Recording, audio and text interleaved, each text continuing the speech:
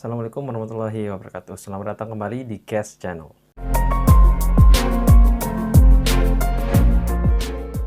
Kalau misalkan kita jalan-jalan di tahun 1916 di pinggir jalan, kemudian kita melihat pohon-pohon, kita melihat poster-poster yang tertempel di situ. Poster-posternya seperti ini.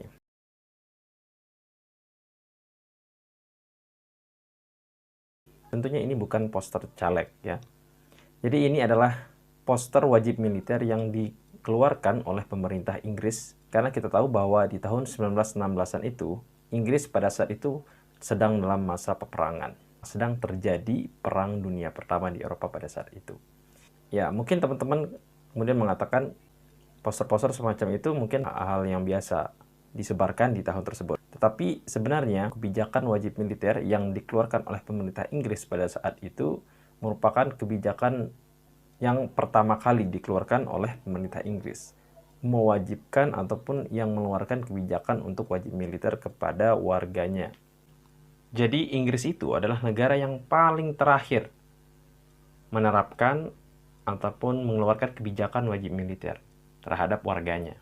Jadi di saat negara lain sudah mengeluarkan kebijakan wajib militer, Inggris kemudian menjadi negara yang terakhir begitu untuk kemudian mengeluarkan kebijakan itu. Nah, kenapa bisa begitu? Ya, Inggris itu pada saat itu masih menganggap kalau warganya itu, kalau orang-orang dari keturunan asli Britania Raya, atau yang disebut juga sebagai the Brit atau the Briton, itu adalah orang-orang yang tidak selayaknya berada di medan pertempuran.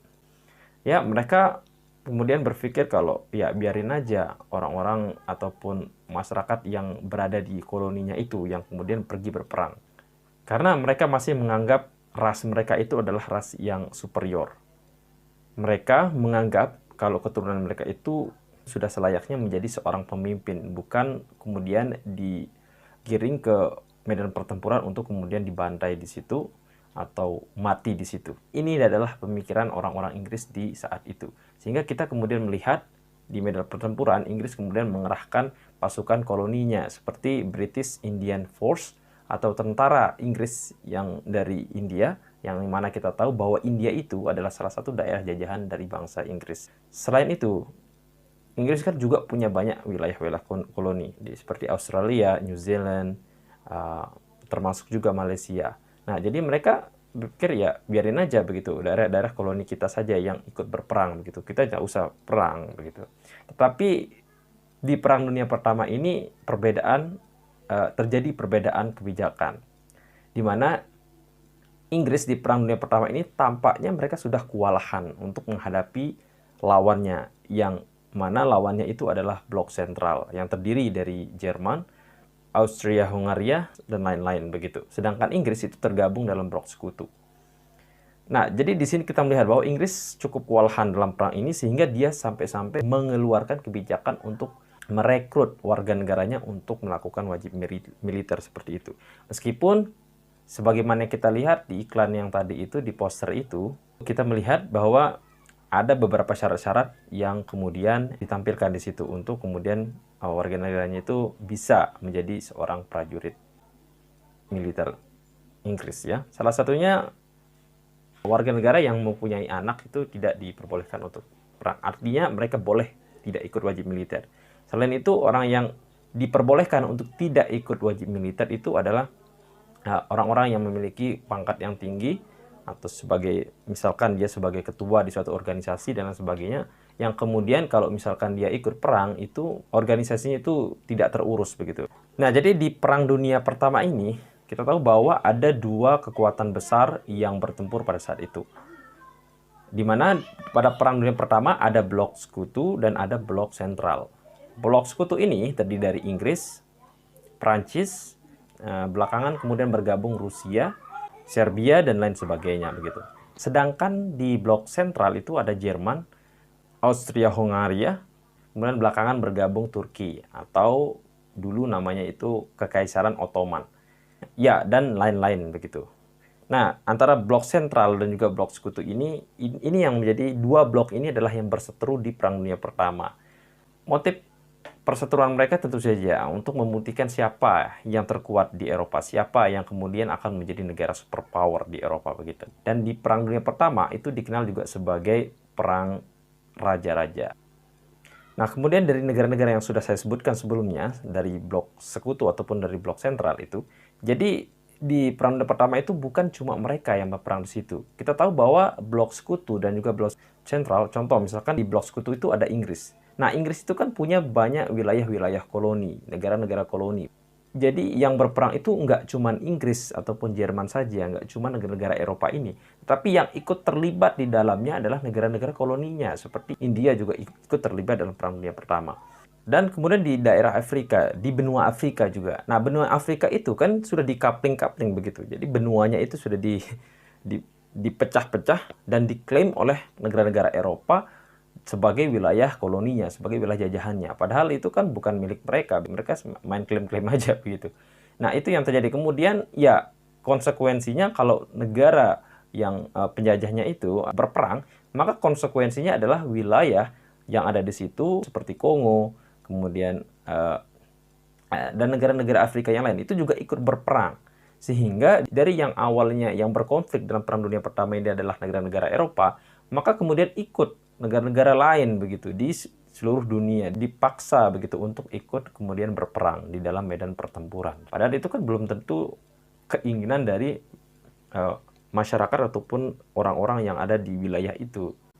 Selanjutnya yang mengerikan di Perang Dunia Pertama itu adalah ketika di perang itu kemudian ada yang disebut sebagai perang parit. Seperti namanya, perang parit.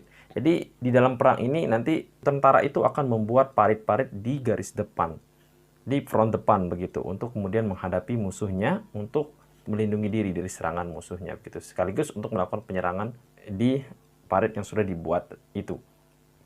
Nah, di perang parit ini seperti yang kita lihat di film 1917 itu, jadi tanah itu kemudian digali dan kemudian dibuat parit-parit dengan struktur yang sangat rumit.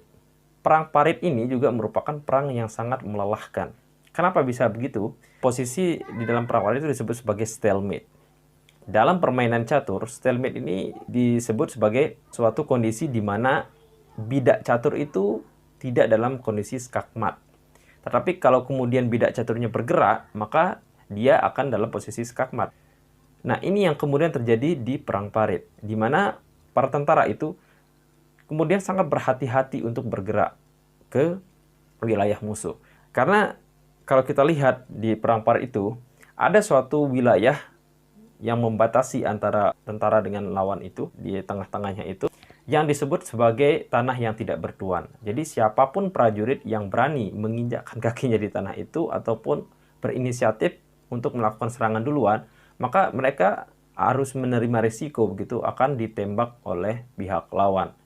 Ya, seperti yang kita tahu, peluru itu lebih cepat ketimbang lari dari seorang manusia. Jadi ini yang kemudian membuat para tentara itu menjadi sangat berhati-hati begitu untuk melakukan penyerangan. Dan ini kemudian yang terjadi pada perang itu. Sehingga di dalam perang parit ini, penambahan wilayah dari kedua belah pihak, dari kedua belah kubu itu sangat-sangat sedikit begitu. Jadi prajurit itu akan cenderung untuk melakukan pertahanan kalau berada di situasi perang parit ini. Karena nggak ada yang berani lewat begitu, nggak ada yang berani melangkahi wilayah tanah yang tidak bertuan itu, karena akan langsung didor. Itu yang terjadi. Nah, ini yang kemudian mengakibatkan perang parit ini terjadi dalam rentang waktu yang sangat lama dan sangat melelahkan, baik dari blok sentral maupun blok sekutu. Mereka keduanya sangat capek pada perang ini. Ini yang kemudian membuat para petinggi-petinggi dari kedua belah pihak, baik dari Jerman ataupun dari Inggris itu, mencoba memikirkan solusi dari masalah ini. Jadi jenderal-jenderalnya itu berpikir keras bagaimana kemudian untuk memecahkan permasalahan ini begitu di dalam perang parit ini. Sehingga kemudian dari pihak Inggris melahirkan ide yang sangat cemerlang. Di mana pada saat itu Inggris kemudian membuat satu senjata yang memiliki kemampuan sangat baik dari hal serangan, dari segi serangannya itu punya peluru yang sangat luar biasa dan ketahanan yang sangat luar biasa juga. Alat perang yang tahan peluru. Jadi kalau ditembak nggak mempan. Nah, alat perang itu kemudian dinamakan sebagai tank. Pada tanggal 5 September 1916 itu untuk pertama kalinya tank diciptakan oleh Inggris untuk mengatasi permasalahan atau situasi yang sulit dalam perang Parit ini. Teman-teman mungkin menduga kalau kemudian setelah Inggris mengeluarkan tank ini, maka Inggris kemudian akan dengan mudah dapat memenangkan peperangan tersebut. Tetapi yang terjadi adalah nggak seperti itu, teman-teman. Jadi di awal-awal perilisan dari tank ini, prajurit pada saat itu mengalami kesulitan untuk menggunakan alat baru ini. Mereka masih, ya bisa dibilang masih gaptek lah begitu, karena dihadapi dengan teknologi baru yang belum mereka kuasai. Dan alat ini juga masih belum sempurna karena masih tahap awal, sehingga ketika dipakai tanknya sering mogok, sehingga itu kemudian mengurangi efektivitas dari penggunaan tank ini. Selain itu, para prajuritnya juga masih berusaha untuk beradaptasi, di mana sebelumnya mereka bisa bermanuver dengan cepat, mereka bisa bergerak dengan cepat, dan kemudian ada tank, mereka jadi agak lambat lah begitu dalam bekerja begitu. Ya meskipun lambat, tapi memang kalau kita melihat dari segi pertahanannya, tank ini sudah sangat luar biasa, anti peluru gitu. Jadi tentaranya itu bisa terlindung dari serangan-serangan lawan.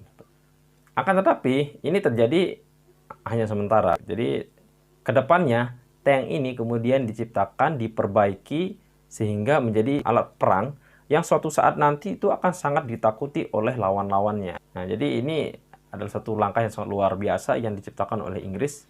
Dan kemudian setelah itu Jerman juga berupaya untuk membuat tank buatan mereka sendiri, meskipun itu jumlahnya nggak terlalu banyak. Walaupun Inggris pada saat itu sudah berhasil menciptakan alat yang sangat mengerikan itu, seperti tank ini, tetapi ini kemudian tidak menjamin bahwa Inggris kemudian bisa menang dengan mutlak. Nah, selanjutnya di dalam perang Parit ini, hal-hal yang tidak terduga yang kemudian dilancarkan, serangan-serangan yang dilancarkan oleh pihak yang berperang, khususnya di front barat itu, di mana Jerman pada saat itu kemudian menggunakan senjata biologis untuk menghadapi Inggris. Jerman pada perang Somme itu kemudian menghabisi tentara Inggris dengan kemudian menggunakan senjata klorin atau senjata biologis. Jadi begitu senjata gas ini kemudian dilancarkan, ditembakkan kepada para tentara Inggris kemudian kocar-kacir begitu. Langit-langit kemudian pada saat itu berwarna kuning. Bayangkan, langit kalau sudah berwarna kuning tentu saja itu sudah terisi dengan gas yang beracun begitu. Tentunya itu sangat berbahaya bagi tentara-tentara yang berperang pada saat itu. Nah, sebenarnya penggunaan senjata biologis ini sudah dilarang dalam kesepakatan peperangan, tapi mungkin ini kemudian dilanggar oleh Jerman.